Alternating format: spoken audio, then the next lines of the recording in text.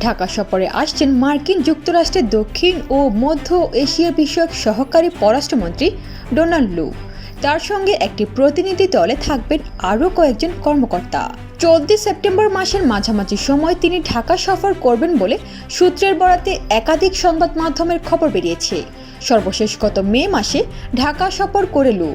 শেখ হাসিনা সরকারের পতনের পর ডক্টর মোহাম্মদ ইউনূসের নেতৃত্বাধীন অন্তর্বর্তীকালীন সরকার দায়িত্ব নেওয়ায় এটি হবে লুয়ের প্রথম ঢাকা সফর।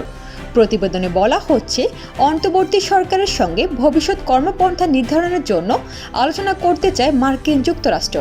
এজন্য একটি মার্কিন প্রতিনিধি দলের চলতি মাসের মাঝামাঝিতে ঢাকায় আসা নিয়ে আলোচনা করছে দুই দেশ। সেপ্টেম্বরে অনুষ্ঠিত জাতিসংঘের সাধারণ পরিষদের প্রধান উপদেষ্টা ডক্টর মোহাম্মদ ইউনূসের যোগদানের আগেই মার্কিন দলটি ঢাকায় আসবে বলে সূত্র বরাতে জানানো হয়েছে। প্রতিনিধি দলে থাকবেন যুক্তরাষ্ট্রের রাজস্ব ও অর্থ দপ্তরের আন্তর্জাতিক অর্থায়ন বিষয়ক সহকারী আন্ডার সেক্রেটারি ব্রেট নেইমার এবং জাতীয় নিরাপত্তা পরিষদের সিনিয়র ডিরেক্টর লিন্ডসে ফোর্ড।